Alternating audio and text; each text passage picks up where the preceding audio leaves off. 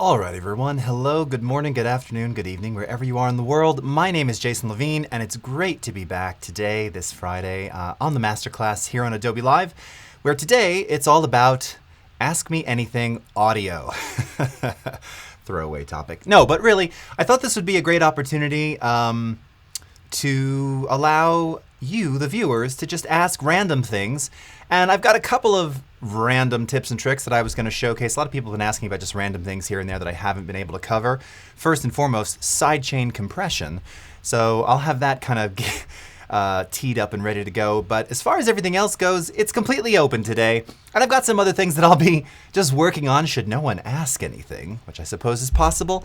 But if you want some questions answered around audio, whether it's in Audition or Premiere or just general audio questions for that matter, that's what today's all about, right? So I am here for you. Thank you so much for joining. Of course, we're coming to you live on YouTube, Behance, and Twitter Periscope. So hello to everyone there. And I can see we've already got many people attending. We've got Mallory Durick. How's it going? Umacorn. So nice to see you both. Wade, Boo Boo, Steve. Hello. Lovely to see you. We've got Falso, Leader, and Desiree. Hey, hey. Terry White, what's up? Coming to us. Barbie, how are you doing? Rester, great to see you as well. And over here on the tubes, we've got Jennifer and Dan and Steven and Greg. Great to see you as well. Okay, so with that, as always, I'm following all of the chats here. So, just let me know as soon as you'd like any questions that you may have. I see, Mallory, you have a non-audio question. What kind of conditioner do you use on that gorgeous hair? Thank you very much. I will admit, I've been having a couple of good hair days the last few days. The weather here in the desert is changing. Now, it's always dry, but it's been ridiculously hot. It's still dry, but now it's just a little less hot. And I don't know. This is just, fresh out of the shower. I must admit, don't cringe, because it's Mersh, but I still use like Pantene Pro V Smooth conditioner. Sometimes I use this other stuff called Enjoy, which is like salon stuff. Really awesome. Expensive. Even better, but daily use, I've got a cleansing, what is it? Cleaning shampoo. This stream has gone very strange. What is it? What is the word I'm thinking of? It like cleans the clean, right? It gets rid of any like residue from shampoo, and then that stuff. So anyway, all right. Thank you for that. Probably TMI, Mallory, but you asked, so you get it. All right. What's up, Robert? How are you doing, Tim? Susan Shaw, nice to see you. All right. Terry, what's going on? All right, good to see you. Okay. All right, so I'm checking all the chats here. So I'll tell you what, as you're getting your questions ready, why don't we go ahead and go over to Audition. Show you one thing first, so sidechain compression, and then we'll start taking them here. And I see Tim's already got some issues around, let's see, what are we talking about? Aliasing issues, and I'm working on heavy effects chain and only 44.1 as a sample rate. Interesting. Terry, how would I pick the right mic for my voice? Okay, these are all good ones. Okay, we will get into that. Clarifying shampoo. That's it, Mallory. Thank you very much. I could not think of that word. Sherbeck, how are you? Tuan, Adwale Latif, great to see you. Okay. I bought this really expensive guitar. Why do I still sound horrible? You are a riot, Steve. Stephanie is live. How's it going? Okay, so let me switch over to my screen here, and we'll get to these other questions in a sec.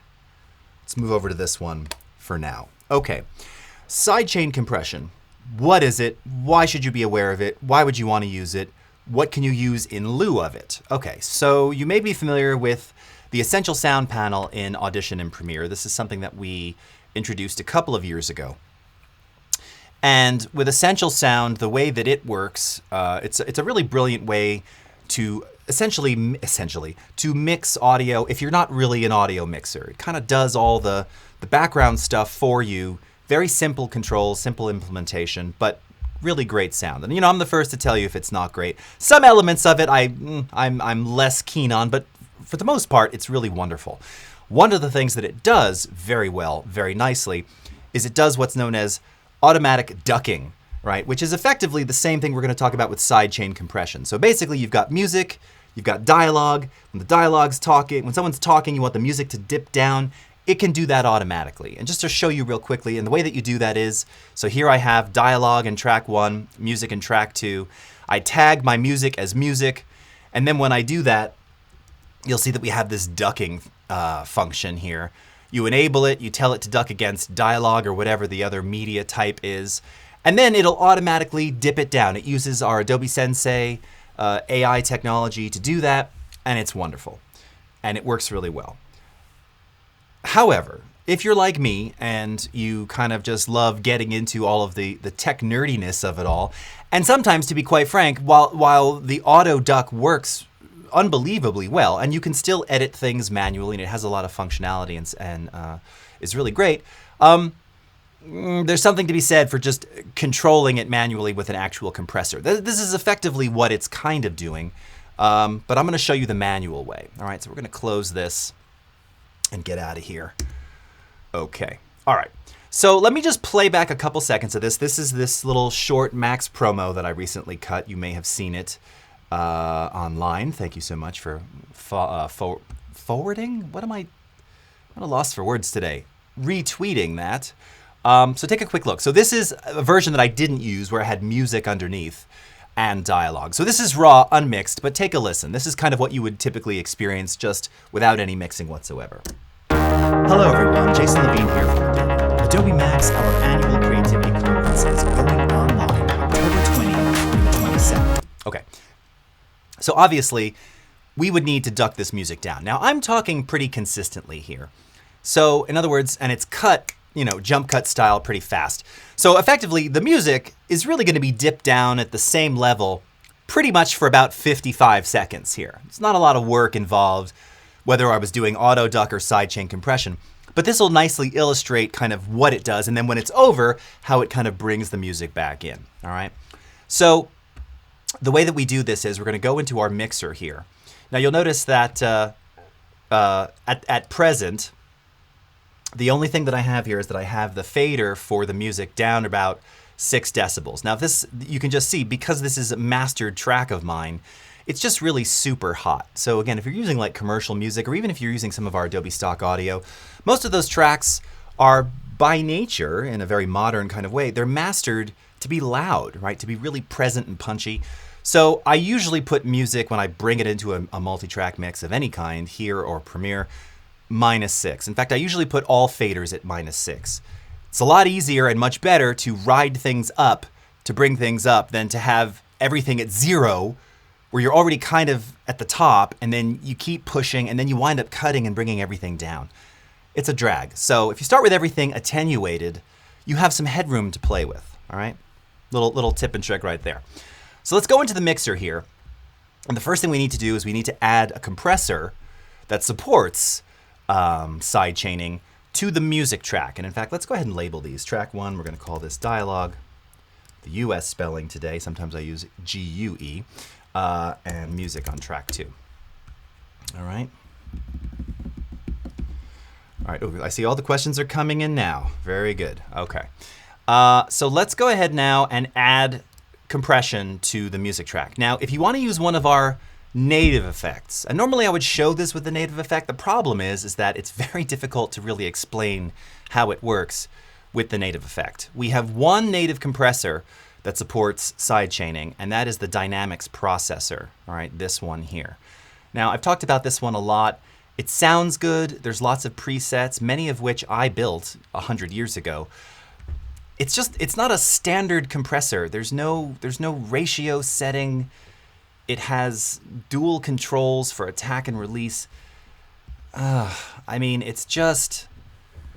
what can I say about it? It sounds good, but it's a mess to use manually. It just is, especially if you just like know how to use a standard compressor.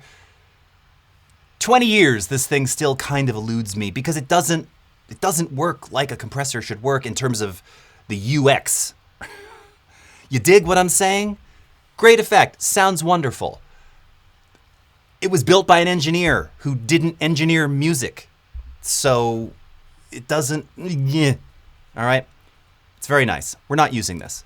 Instead, we're going to use a third-party one that looks like a very standard compressor, which will illustrate exactly what this is doing and how it works, and that is going to be the SSL stereo compressor, all right, which has the 5 basic controls that all compressors, including some of our own native ones, tube modeled compressor first and foremost, have, which is threshold, attack, ratio, release, and makeup gain and or output gain. All right, you'll see the names change on these periodically. Okay, and then you have your gain reduction meter up here. That's what this decibel meter is representing. Okay.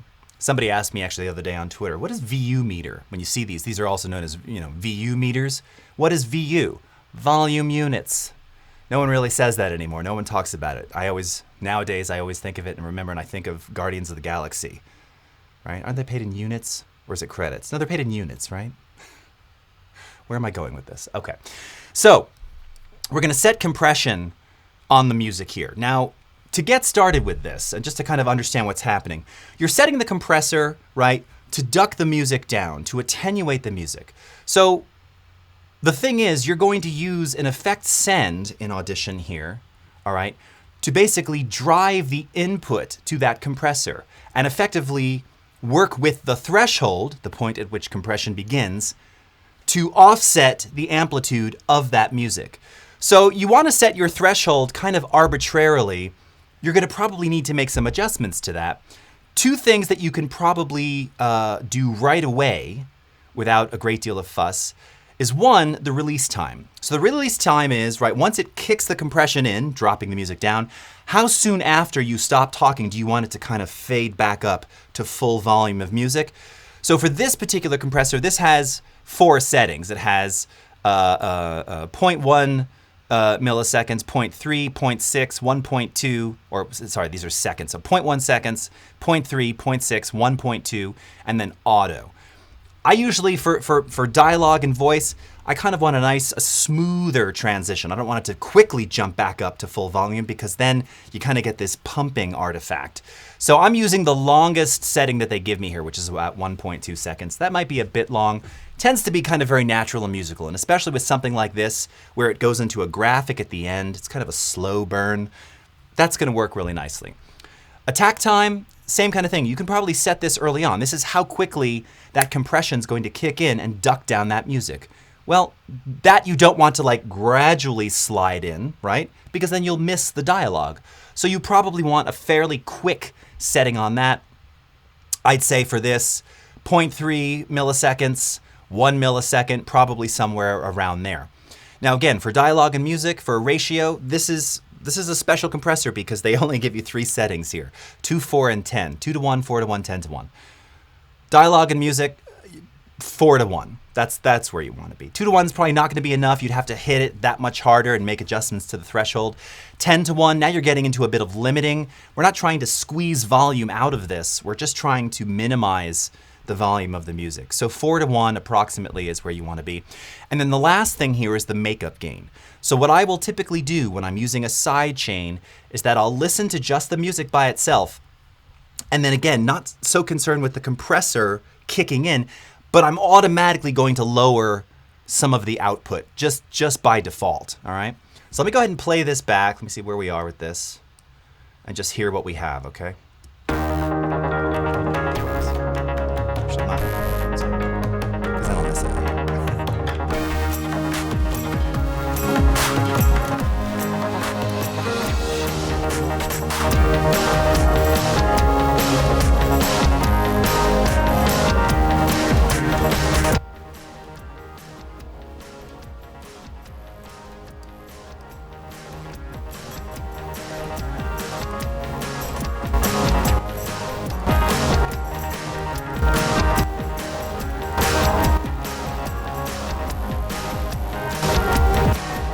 Okay, so I've dropped it down just a little bit, all right? So I'm automatically kind of putting it into a better place before I add this sidechain, all right?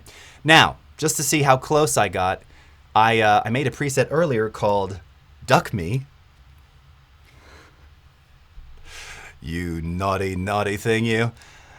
All right, pretty close, all right? Here I had it around -1.9, attack 1 millisecond, 1.2, 4 to 1, okay?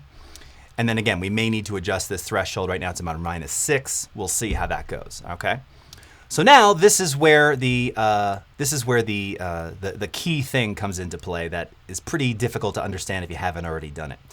So when you're in this effect here, up at the top right, you have this little button here to set the sidechain input. And all this is asking you to do is it coming in mono, stereo, or 5-1? It doesn't really matter. I think I've got a mono, I think I have a stereo dialogue clip, dual channel mono. So I'm going to set it as stereo. If I were feeding just a mono track into this, I would choose mono. It's that simple, okay? And when you see it go yellow like that, that just indicates that now this is recognized as a sidechain input for this compressor, okay? So once that's enabled now, we're going to come over to send number 1 on track 1. And beneath the send here, you'll see that you have the ability to create buses, and you'll also see sidechain. So in this case, I'm going to choose SSL comp stereo. Turn that on, okay? We want this, you can see, right, it's pre-fader, this being post-fader. We're going to leave this as pre-fader here.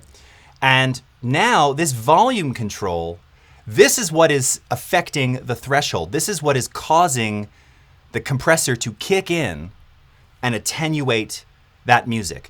The more amplitude we give this, the more it's going to bring down that music. So let's bring it all the way down at the start, and I'll gradually increase this, and you should start to hear the music attenuating, if I've done this correctly. Let's see. Hold on, I'm gonna wind back. All right, here we go. I can actually put these side by side too. Let's do that. So we can kind of get everything.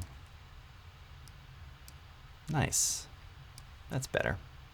I don't know why I put the mixer on the right side and it ended up on the left, but okay. Do it like this. Okay, here we go.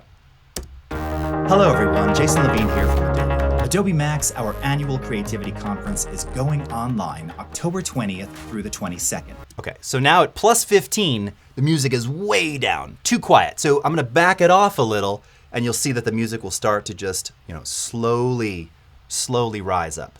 So what can we say about Max this year? Well, for starters, it's totally free. Yes, free to all.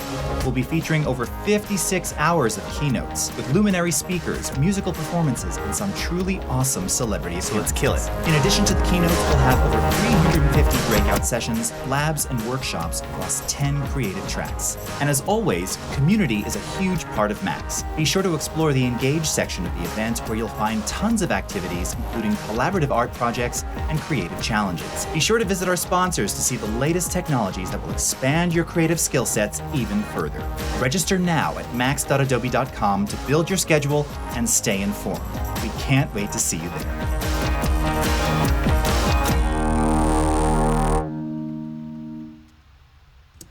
Okay? Simple. Not really simple. Complicated, slightly confusing, and very undiscoverable for most.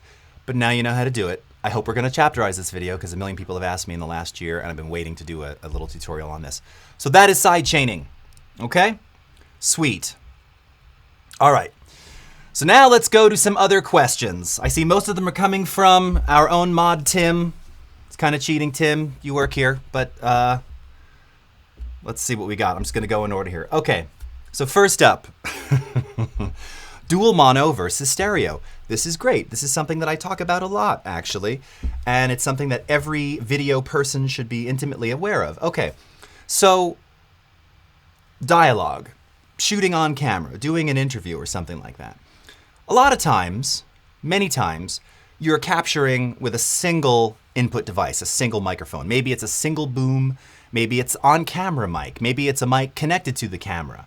Okay, and depending upon how the media is configured to record, you'll either end up with an audio file that has a single channel, so one channel, mono. Sometimes, like most of your DSLR and mirrorless cameras, they record 2 channels of audio, so theoretically stereo. But if you use the on-camera mic, now some cameras I know have actual stereo microphones. There's actually a left and a right side to them. Many of them, most of them, including my own here, my Nikon D850, it's mono. But it'll fill the same media, channel 1 and channel 2, left and right. So that is known as dual channel mono. It's the exact same signal in left and right, but delivered as stereo.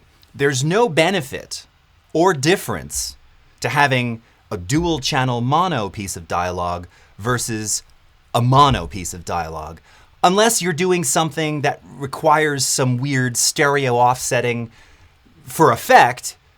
Then maybe having the stereo version of it makes it a little easier, but not really, because again, the material, you'd have to separate those channels anyway to pull things apart to like muck about with phase and pan and positioning. So it's effectively the same thing. I always say, if you're going to be recording, voiceover, dialogue, ADR, whatever, people always ask, well, should I record as stereo or record as mono? One mouth, one human, one voice, mono. End of story. I did a couple streams a few weeks ago. Vashi Nedemansky, amazing Hollywood editor, cinematographer, audio mixer. He echoed the same sentiment. What is the source? Now, where this differs and where you have a stereo file that is truly different material, even if it's the same signal, is if you have, let's say, an external recorder and channel 1 is a boom mic, right? So I just experienced this the other day. We were shooting some stuff for the upcoming Adobe Max conference, which of course we're virtual, but bringing it to you free all over the world. Channel 1 was a boom mic up above, and then channel 2 was a lav, okay? Now these are different signals. It's the same input, same voice, but different characteristics of those mics on channel 1 and 2. So now if I have that, I wouldn't refer to that as dual channel mono because it's completely different. It's the same person, the same thing, the same subject, but different captures on left and right. So that's a perfect example of where in either Audition or Premiere, if I had a file like that, where is it? Yes, I would perform this operation. Oh, you can't see. Let me switch back over. Extract channels to mono files, because then at that point I have the boom mic discrete as mono on its own file, and then the lav mic in mono in its own file. Okay, and I think it's separate audio into mono is what we call it in Premiere. Okay, so again, that's a different example, and that's something completely different, not the same as dual channel mono. Dual channel mono always refers to same signal from the same input of the same subject populating both left and right. All right? Excellent question. All right. Armando. Excellent. Okay, is it possible to record the volume of sidechain when you play the music like a fader? Oh yes, absolutely, Armando. That is a great question. So to do that, let's go into our mixer here. Okay, so if you simply enable write automation on the dialogue channel in this case, okay? So let's go into write mode and let's start playback again. Hello everyone, Jason Levine here from Adobe. Adobe Max, our annual creativity conference, is going online October 20th through the 22nd. So what can we say about Max? Okay.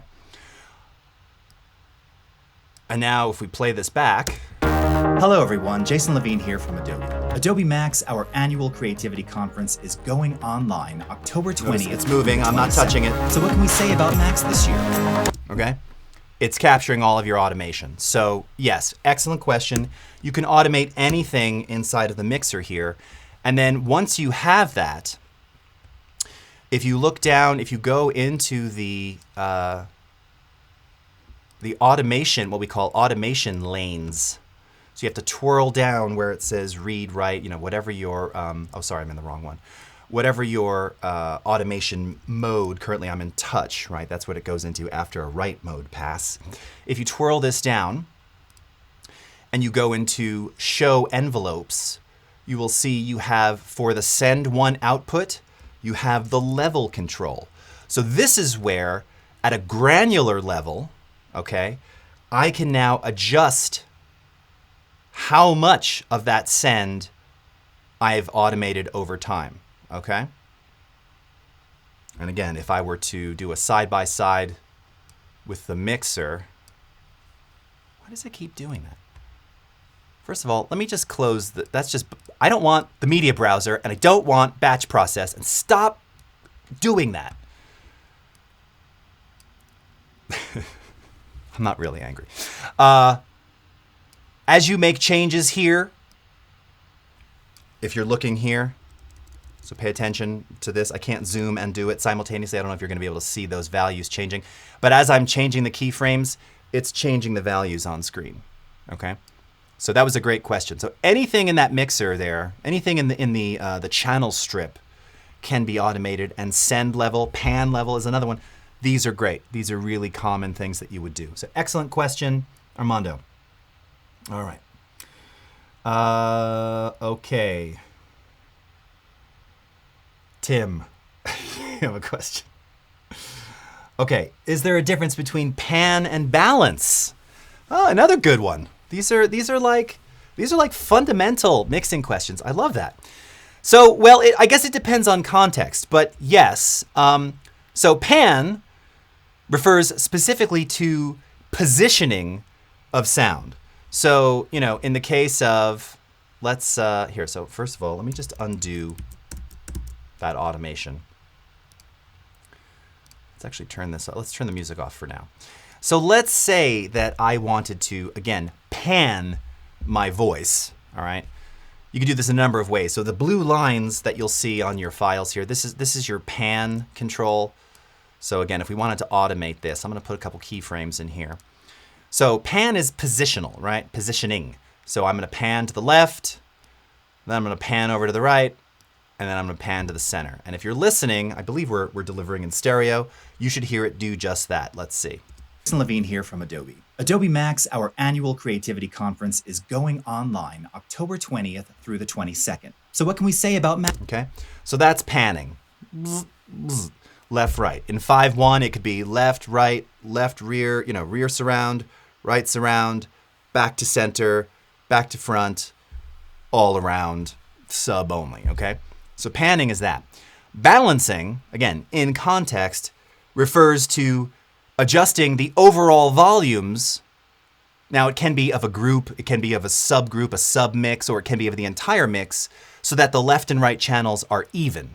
So when you're panning, you're not necessarily thinking about stuff being even, you're adjusting the relative position. Like I'll always have, if I'm doing a drum kit, the snare is slightly panned off to the center, because that's usually where the person playing it, their snare drum is slightly angled left or right, depending if they're left-handed or right-handed.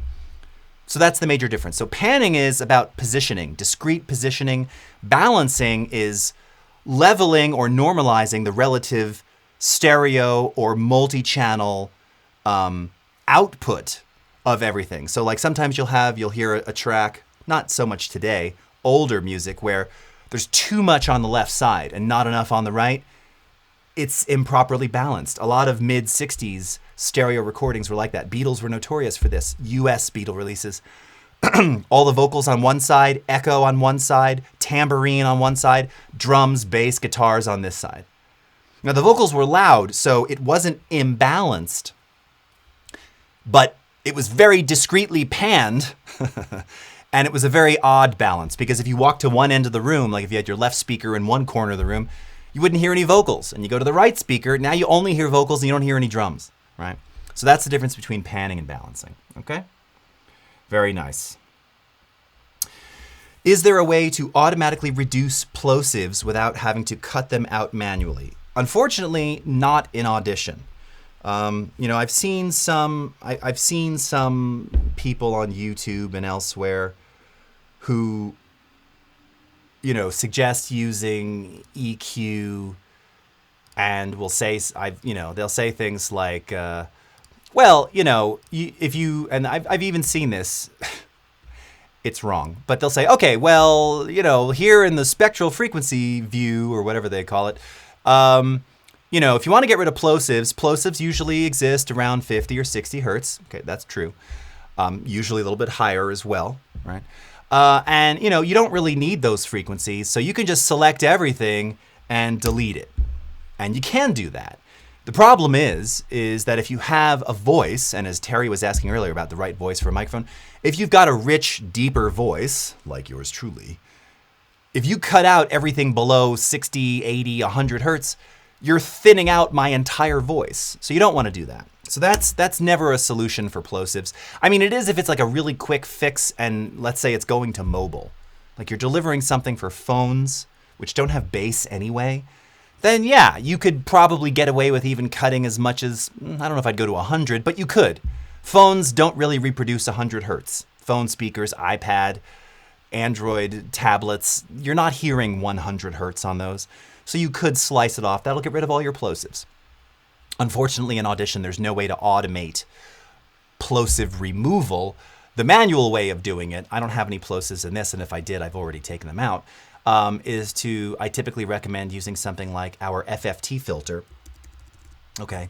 And what you would do is you would isolate, again, I don't have any in here, but Hello everyone, Jason Levine here from Adobe. Adobe Max, I don't have it, but what I would typically do is I would isolate, the word or phrase that has it, right? So something like Adobe this. Max. Adobe Max. Let's just say that duh was causing me to have a plosive. Come into Effects, Filter and EQ, FFT filter, and under here we have a preset. You can see it's already selected because this is what I use this effect for. And I made this one 100 years ago, Kill the Mic Rumble, and that does just that. And now you might say, but wait a minute. You just contradicted yourself. You just said don't remove everything under 100 hertz. You're going to ruin all the bass. Yes, except that you're doing this momentarily, right? So that brief moment of removal, you're not going to hear it. It's going to pass right over. And especially if you've got music or other things going on there, you'd never notice it. But you're also not destroying the other bass characteristics of the voice. Now, something else, which let me see if I don't know if I still have the file on the desktop that I think I showed the last time. I don't know if I have it on here anymore.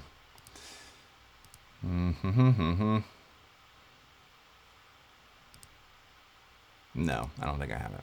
Okay.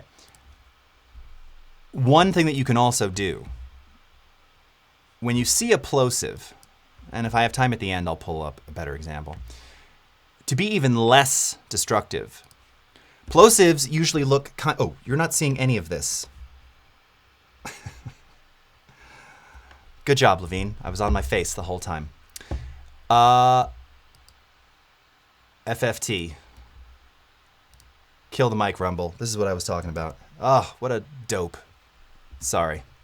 And I was looking at newer questions, older questions, not newer ones. I blame you, Tim, so I didn't see the chat. Kill the Mic Rumble, that's what I was talking about. All right. And again, you can see, just to reiterate myself here, 100 hertz, okay? Plosives typically look something like this. You'll actually see a little roundish blip. Now, it'll usually extend a little bit higher too, though not always.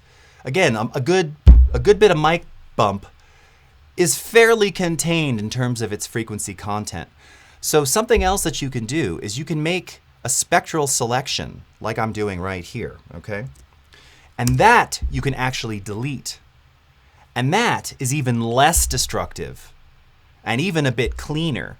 The other thing you can do is you can make a selection of a plosive and you can go up to favorites and you can choose auto heal, okay? And this too will have a slightly different but potentially less aggressive result, okay? I'm not saying that if you remove under 100 hertz for a plosive that it's going to always preserve everything and you're not ever going to notice it. That can happen, of course, sure. It depends. Typically when those things are happening, though, they're on a consonant that doesn't require a lot of that bassiness. So again, it's just masked. And because it's short, we're talking about short duration. A plosive is it's however long that is, right? We're talking milliseconds, hundreds, 100 something, 200 milliseconds, fifth of a second, all right? You're not going to hear it. So you can use the spectral display here to zap it out. You can use the FFT, making your discrete selection. So I was saying before, it could be this word, just this. So what? All right. Use it. It's not going to do anything except remove the plosive, but unfortunately no automated way. All right. Let's go back and see what else we got here. Yeah. All right. Question from the YouTubes. How sensitivity level works and role of it in lavalier mics while shooting indoor and outdoor. May also increase the humming and wind noise. That's interesting. So let me see what the question is here. So sensitivity level. So something that I've covered before, and this is something that's hard to illustrate unless you're doing it, is this concept of gain staging. And with particularly with lavalier mics. And the thing is, most people aren't, you're not really metering the way you should when you're capturing. I even saw it recently on a shoot. I mean, if you're an audio nerd, you know all about metering and gain staging and you know what to look for. If that's not your thing, but you've got some nice gear and you got a lav, you're just trying to record, you just sort of turn it up until it sounds good, right? That's common and it's legit. There's nothing wrong with that. The issue is, if it's not gain staged properly, if you don't have that gain setting right, not only for the person speaking, but for what the microphone requires, yes, then you're going to end up with, you can end up with a series of issues that you don't want, whether it's hissiness or noisiness, too much room tone, too much sensitivity. Particularly, I just had someone ask me about, if you've got like a lot of shirt noise and stuff like that. So it's really about how you set the gain and how it's positioned. Lavs are meant to be, what is this, 5-6 inches from the voice, typically on a collar or something like that, right? You're not getting, your mouth, your voice is projecting this way, but the lav, the pickup is here. So it knows how to pick up that sound, all right?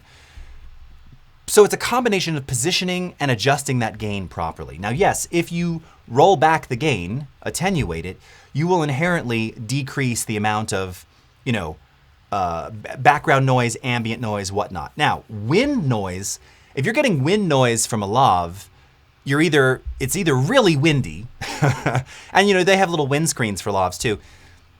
I mean, you'd have to be like standing in which case there's really not much you can do. In that case, I would say use a supercardioid shotgun mic with one of those frilly, fuzzy windscreens. That's gonna do you right. That'll be better for that scenario. Otherwise, you're just gonna have to deal with the environment you're in. Humming is a completely different thing. So if you're getting hum from a lav, that's telling me that either, if it's a condenser-based lavalier, could be that your batteries are dying. I don't know if you've got it phantom powered, you've got a ground loop, you have something that's introducing that hum. You should not have hum. That has nothing to do with the gain stage unless it's being introduced somewhere else. Either in the XLR connection or in the power or in phantom power. So that's a separate issue. But as far as the sensitivity, it also depends on how the person is speaking, right? If it's someone who's used to talking on camera, like yours truly, when someone puts a lav on me, I know not to get crazy excitably loud and then super, super soft, because then the audio person is kind of freaking out and the levels are all over the place. You want to be consistent. If someone is a little bit louder, they've just got a louder tenor kind of voice, many lavalier mics, either on the, usually there's some kind of little box, usually where the battery pack is or something like that. Many of them have a bass roll-off, so you can roll off bass. That can help also prevent plosives. But more importantly, they'll have something called a pad. It'll say pad, minus 10 dB. And that automatically applies a 10 decibel attenuation at the input to prevent overmodulation, distortion, inadvertent clipping if they get a little bit louder. So usually when you're like, oh, whoa, that's usually about a 10 to 12 dB jump. That pad can save your recording, all right? Not all of them have that. That's kind of a pro level feature, but something to think about. Okay. All right. What else have we got here? All right. Mallory, it's so funny to hear Adobe pros yell at the Adobe programs. Just keeping it real for you. Keeping it real. All right. Is there a way to remove a siren sound in recording? Static pitch is easy enough with an EQ, but when it's changing. Yes, Tim, we have shown the siren. I wonder if I can pull that up. Let's see.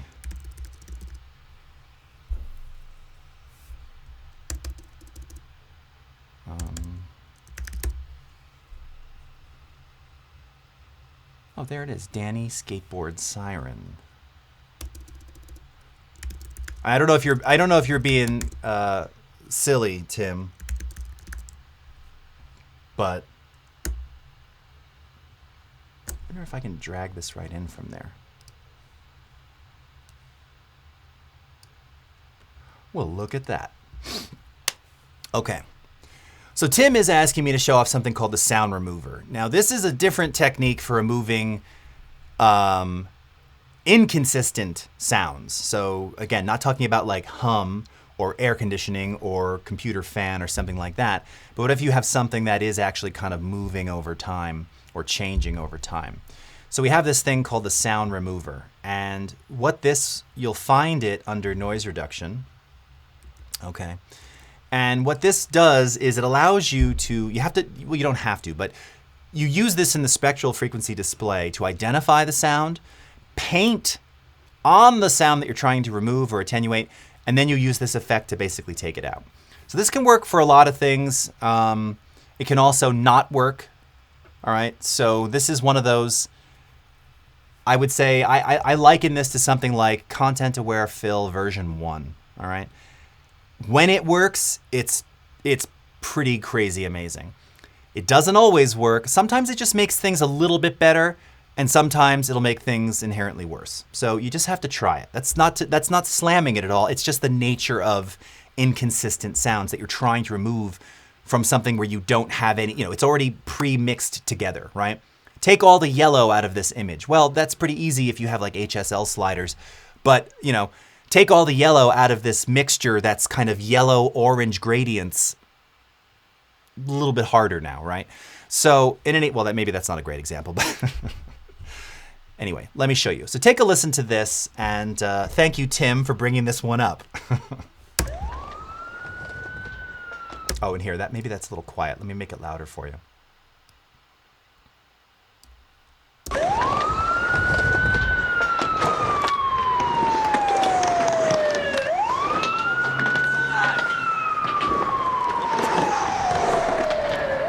When I think of a trick, I don't know, when I'm sitting in my house, so I come down here and learn it. Okay.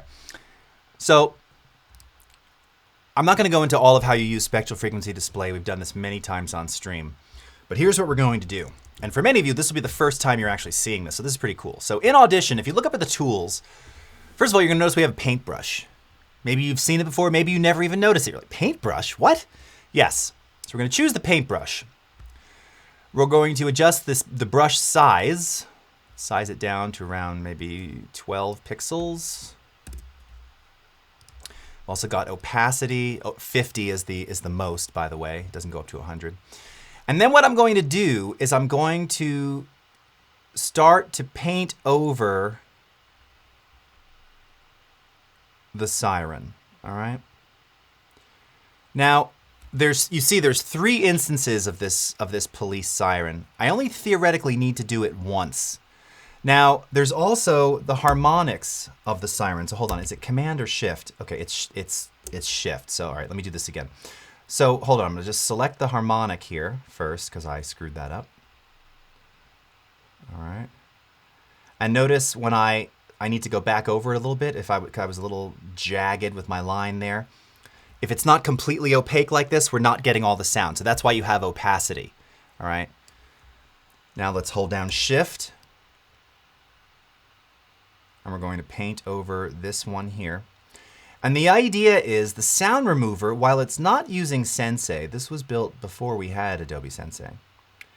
It uses an algorithm to analyze the unique sound selection. And then from there, it can apply it wherever it sees these frequencies in your file, it will try to eliminate them, all right? And you can see there's even a couple. Now, this is where I might set my opacity to like 25, because you can see there's a couple of lighter tones right there. I could probably even use a smaller brush. Okay. I think that's pretty much it. And when you have that selection made, this is like, again, this is super cool stuff that no one really does. with your selections made, now we're only hearing the siren. So it's only playing those selected frequencies.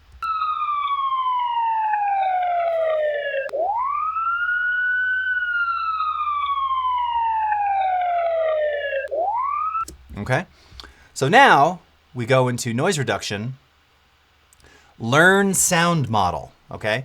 So you have to make your selection of the sound you're trying to eliminate. I've shown this before with like chirping frogs, you know, stuff like that are a little inconsistent, but there's a pattern. It's great for stuff like that. Birds, works pretty well with like certain types of animals, creatures. We're going to go to learn sound model. And this just tells you it's going to be captured and it's going to load that as a reference to try and remove from everything else. Click OK. All right. And now we're going to go into sound remover. Okay. Now at this point, if I'm trying to eliminate it from everything, by the way, we could also do the learn sound model right in here. I usually just do it from the menu in advance. You're going to want to click away from your selection because it already has the sound model in there, because we want it now to apply to this whole file. Now, coincidentally, to Tim's very specific, do you have anything that'll remove sirens inquiry? We actually have a remove siren preset. As if this is something people do a lot. Less artifacts, more artifacts. Remember, we're trying to just make this a little bit better, all right? So, and you can see there's a whole series of different settings here. Sound model complexity, sound refinement passes, content complexity, content refinement. So again, sound model is the sound you're trying to remove. Content is what is it you're trying to preserve, okay? Enhance for speech, all right? Because there is speech in there at the end. And let's just apply, you can preview it, by the way. So let's see if we can get a preview out of this.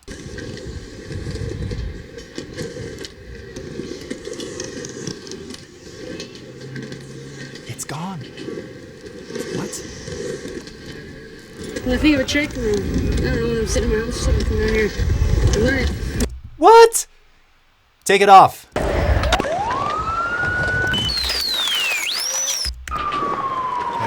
Dialogue. When I think of a trick, I don't know, when I'm sitting in my house, so I come down here and learn it. All right, let's turn it back on. Let's apply it. Check it out. De-sirened, right?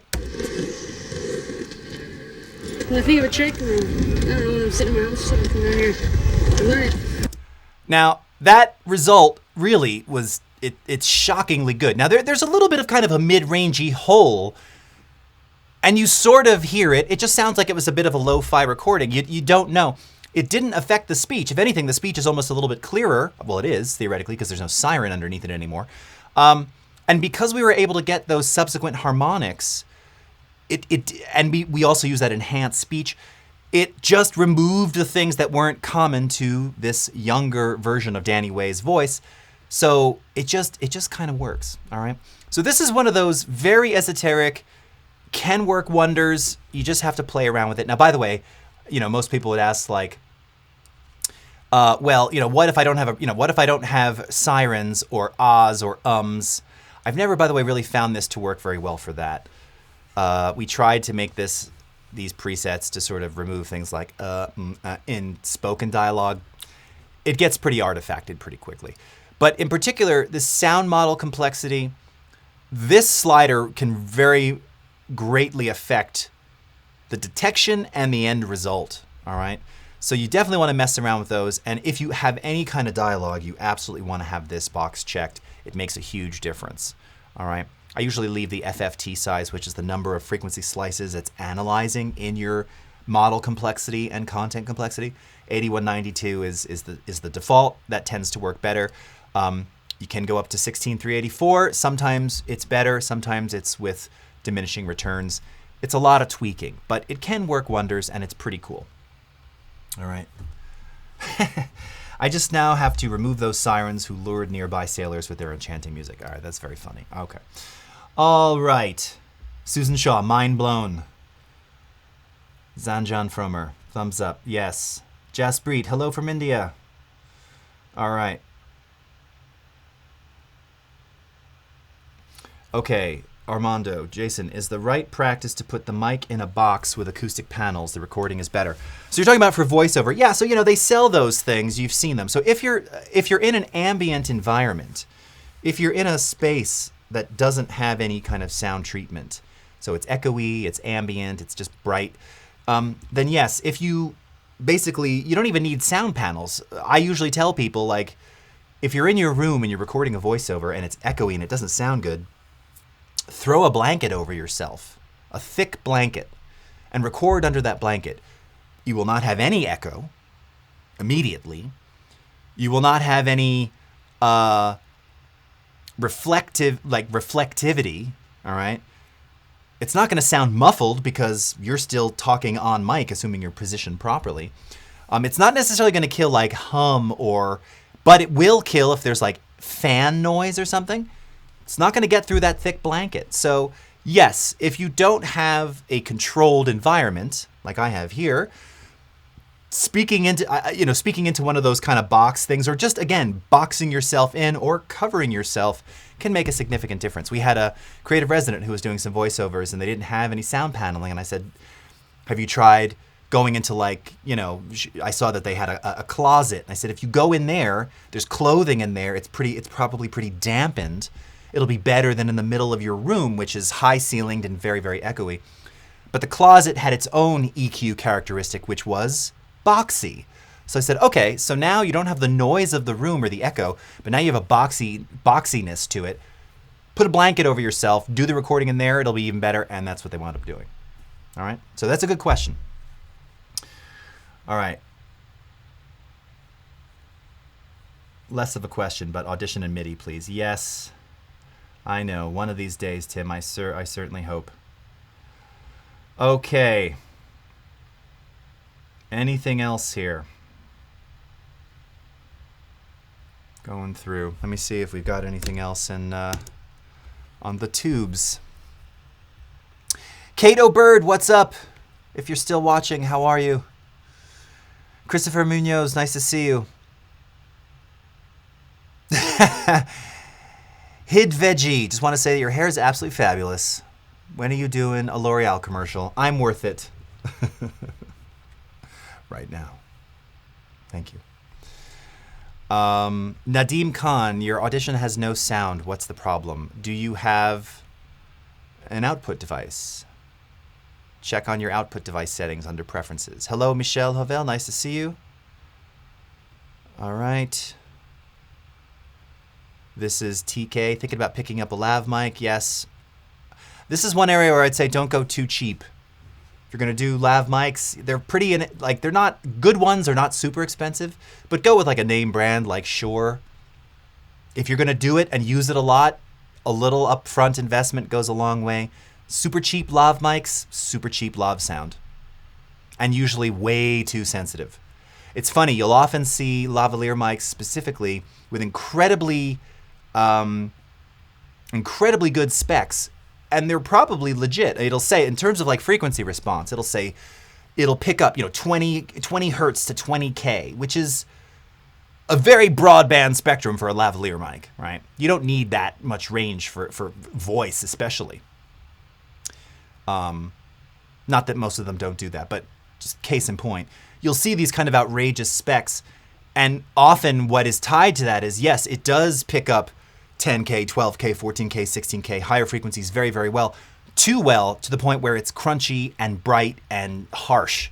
So you tend to see this a lot in a lot of lower end mics, or you see the opposite, which is it may have this great spec and then everything is just very like muffled and boomy and like too bassy, It's always a gamble with that stuff. So like I said, I would just invest. It makes sense. Okay. How do you tell if something is overcompressed? How much compression is too much? I'd like to be able to train my ears better. Ian Vaughn, that's actually a great question. Now, unfortunately, we've only got another minute, so I can't really give a full explanation to that. If it stops sounding natural, and of course it depends what you're talking about. If we're talking about voice, if we're talking about voice with music, if we're talking about a movie mix, in general, there's two red flags that that should pop up. All right, if you're hearing something and you're actually hearing it like, it feels like it's going in, out, like this, like you hear the sound moving, it's probably overcompressed. All right, that's known as pumping and breathing. So there's too much compression, which means the ratio is set too high, most likely. Or they used a fairly high ratio, but just the threshold was way too sensitive. So it's just compressing all the time. And the release time was very fast. So when it wasn't compressing, the natural sound's coming back to full volume, and then it compresses again, and it's quieter, and then it compresses. So too much of that. The other thing is if there's no dynamics at all, if it's just like, then it's not breathing at all. It might be all consistently leveled out, but like it's hard to engage with something that never changes because it's like monotone, but it's mono level. It's just too consistent. So dynamically, engagement-wise, you're never really that into it, all right? These were all great questions. I think we're going to have to revisit this, all right? Again, at some point in time. Last one, Swaminathan, can I export 96 kilobit audio to 320 in Premiere? Does that reduce quality? If you've already captured it at 96, unfortunately, your bits are lost. It's already low quality. Moving it to 320 is not going to help. With that, we've got the Illustrator Daily Creative Challenge coming up. So thank you so much. Stick around for Paul Tranny. Have a great rest of your morning, afternoon, evening, wherever you are in the world. And we'll see you again next time. Take care, everybody. Bye-bye.